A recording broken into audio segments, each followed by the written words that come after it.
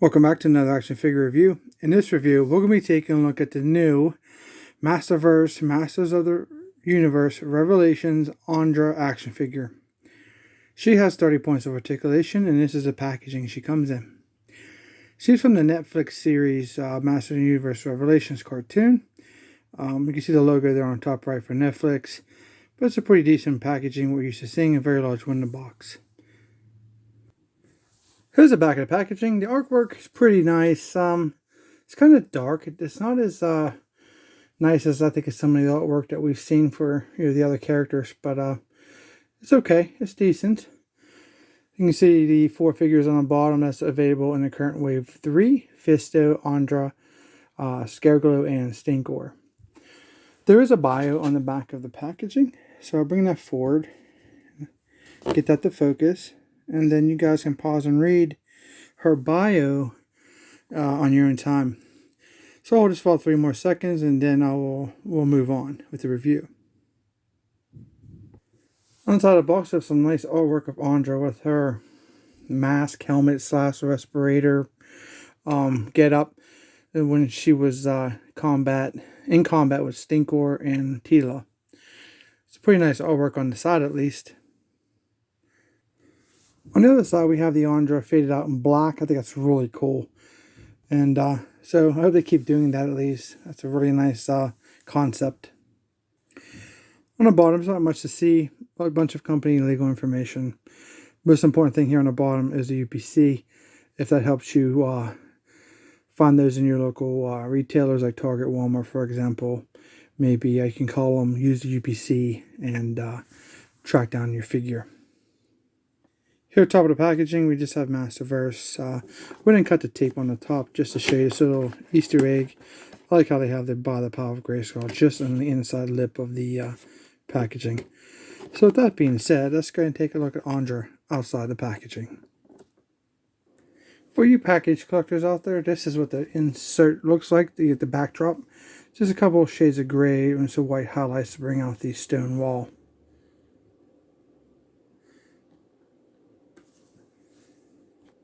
Okay, here we have Andra outside the packaging. She looks pretty good overall for suppressions. No complaints right off the bat. Let's take a look at the head sculpt. She looks fantastic. Nice looking painted eyes and lips. She has a lot of detail and sculpt work in her hair. It's really incredible. Especially in her ponytail. Looks really cool.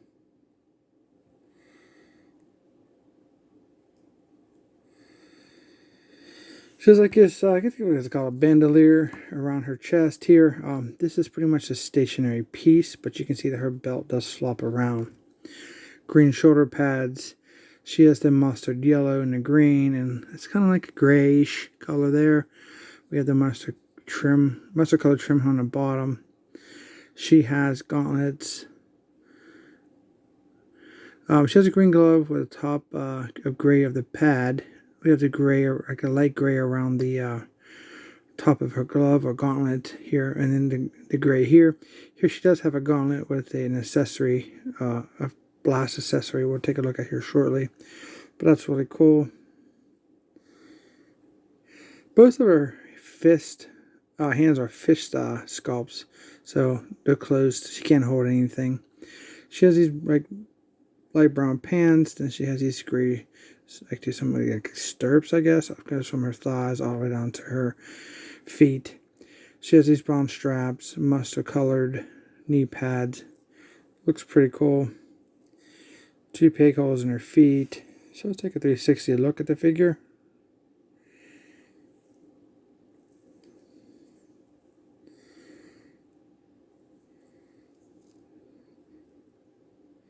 So I've been pointing out in my videos, like I kind of have a feeling that these arms are going to be a breaking point with too much force. So I like to bring it up. Even with the girl, or I should say female arms, are quite smaller than the males.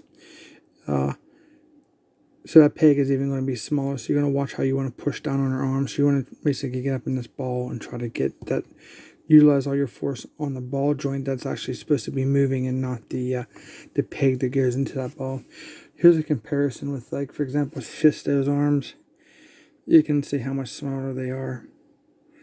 And definitely still be careful with the male characters also, because you don't want that to bend or break or weaken, and then you have a broken arm. So let's go and start taking a look at the articulation for Andra. Her head's on the ball joint. She does look down. She can rotate her head 360 all the way around. There's not much of an up. It's more back to stationary.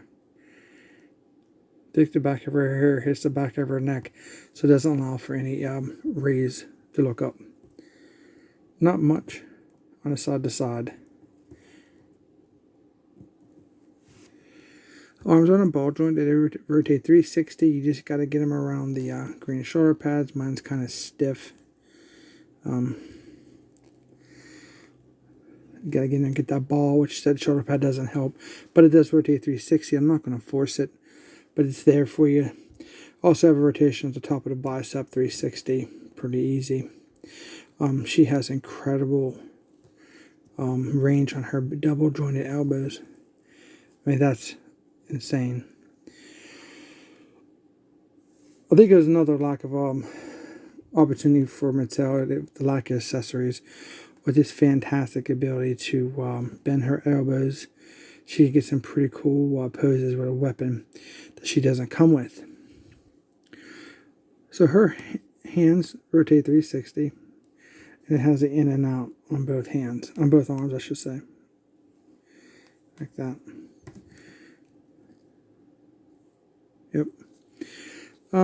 She does have some articulation just below her breast. You have the side to side, forward and back, and there's a rotation there if you want to. It gets real tight after you get too far to the side. I don't want to force or stress the plastic. She does have a rotation here at her waist, right there, 360 all the way around. She does have her thigh cuts, and it is basically the edge of these stirrups here. She has double jointed knees. Looks great. She also has a calf cut, if you want to call it that. Something different there. It's more like a boot cut, you know. So if feet do pivot down, you pivot up a little bit. 360 rotation all around. And with that being said, you can get a little bit of side to side. So she has all the articulations the male characters have. Pretty nice. And I do like how the articulation of her elbows are incredible. Probably the best yet on the range that you can get. She does come with a cloak, a black cloak. So at the bottom it's kind of serrated a little bit, tore up. And she has these two pieces here, and then she has the hood. Now you would think that the way these would be designed is you pop off the head and you put the cloak on through a hole and then put the head back on. It doesn't work that way. Mattel designed this to where you put it on her shoulders. You take these like a scarf, you wrap around her chin, you tuck them through the back on both sides like this. And then you put her chin down, I guess, is the best way I can find out how that works. But, and it kind of free flows that way. Or you could have just like one hanging down and just use one to do the wraparound for a scarf piece. But there's no hole or anything for the head. So she can get, if we take a look at the hood part first here, she can get her hood on somewhat, and then you have to bring, where's that piece at? Right here. This around her, you know, pick her chin up a little bit, and you kind of got to like put that under her chin and push down on it. It's relatively finicky and a little pain, but if you can take the time and do it, you can kind of get it somewhat like that. I don't want to spend a whole lot of time on it, but you guys get the idea. But if you put her hood down and just put these over her shoulders, you can definitely bring these pieces around her chin and then around her back, kind of like this. It's kind of a, you know, finicky design. Should just went with the hole and make it easier. We could tuck this under her chin, and then her hood's down.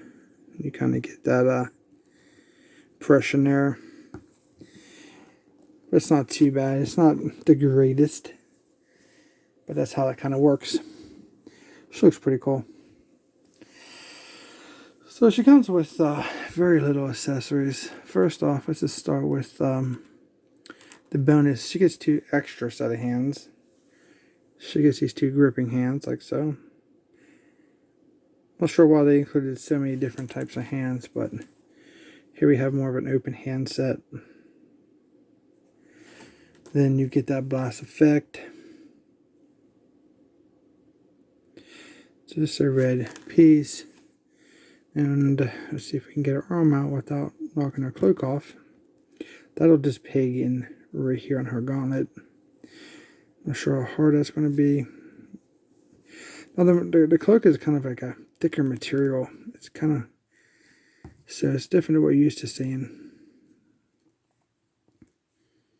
But you can see how that blast effect works. And that's pretty much the only weapon she comes with. Like I said, I think it's a loss of opportunity there for this amazing sculpt on this figure.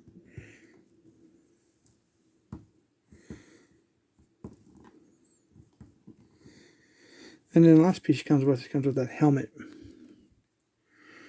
It does not go over her head, obviously. You just have to remove her current head and peg this on. Yellow eyes. 2 types of green here. Then we have this brown, little bit of mustard color there, pipe that comes around the bottom. It is a stationary piece. It does move a little bit.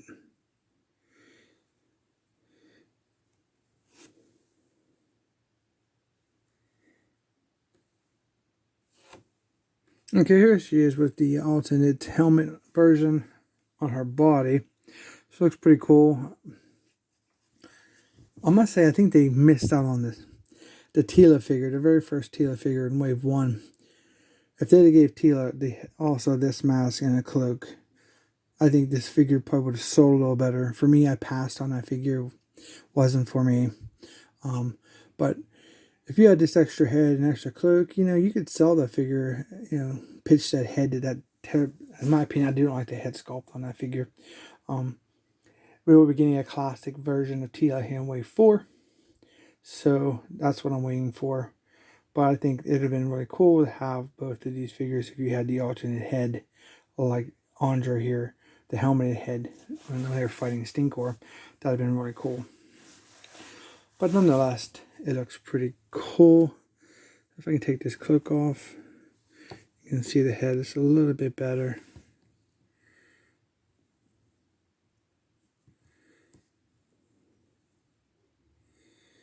It's awesome.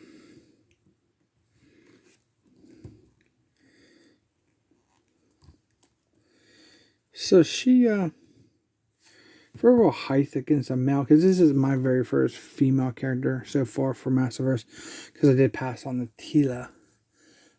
For height comparison, here she is with Fisto. Give you an idea of overall size against one of the male characters. She's not as big as and bulky as the cartoon presents some of the characters. So it's not as bad in a figure form. Very cool. And since she went to battle with him, we'll do a comparison with her and Stinkor. Very cool. Well, hopefully you guys enjoyed this review. If you did, don't forget to subscribe. Don't forget to hit that thumbs up, like and share the video, comment down below. Let me know what you guys think about the figure. Well, thank you guys for watching, and we'll see you in our next review.